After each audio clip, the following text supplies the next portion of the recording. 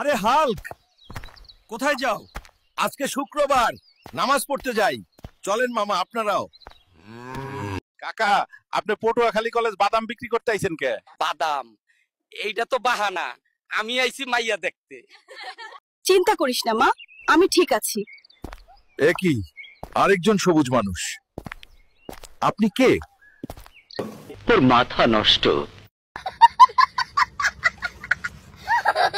মা, মা, আমি এই মেয়েকে ভালোবাসি এবং তাকে বিয়ে করতে চাই। গোলামের ঘরে গোলাম করো।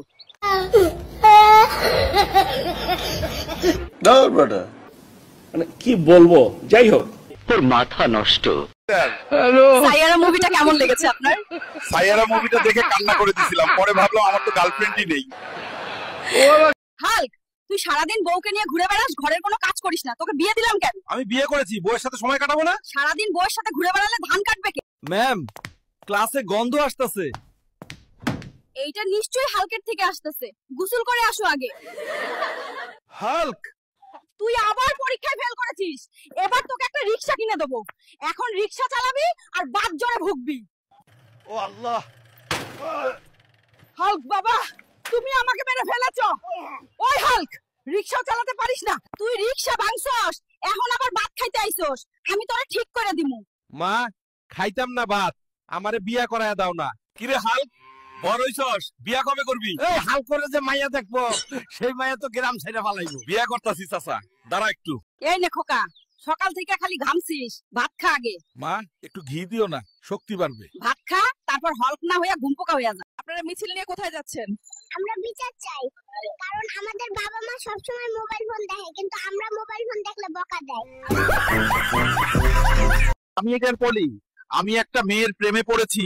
তার সৌন্দর্য অতুলনীয়, তার মন জয় করতে গিয়ে আমি বোকা হয়ে গেছি। এক মুহূর্তে। চাচি, বিমানে কান্দা যাবে না। মানে কি মাগনা উঠছি, আমি এখনই বিমান থেকে ঝাঁপ দিমু। মাইয়াটা তো জোশ।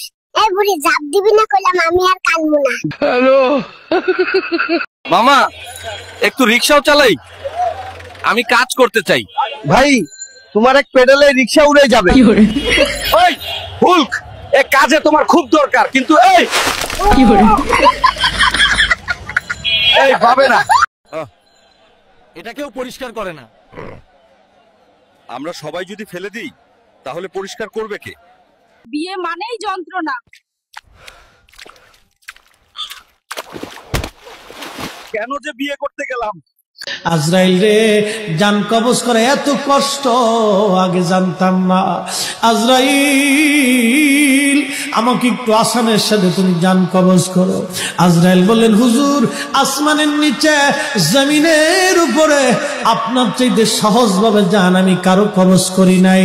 আল্লাহ আমার উপরে করা নির্দেশ, আমার হাবিবের জান কবজ হবে সবচেয়ে বড় আসানে। হুজুর, আমি যদি আপনাকে আসানে জান কবজ না করি, নবী গো, আল্লাহর লানতে আমি ধ্বংস হয়ে যাব। ইয়া নবী আল্লাহ, আমি সেই ভয়ে আপনাকে আসানের সাথে জান কবজ করতেছি। হুজুর গো, আপনি নবীর আগে এবং পরে এত আসানে কারো জান কবজ হয় নাই, হবে না। আল্লাহর নবী ডেকে বলে, আজরাইল, জান কবজ এত কঠিন, এত কঠিন, আমার কাছে কষ্ট হয়। একটা অনুরোধ তোমার কাছে করে দেয় আজরাইল, আমার উম্মতের জান কবজটা তুমি সহজে কইরো। আমার উম্মত গুনাহগার,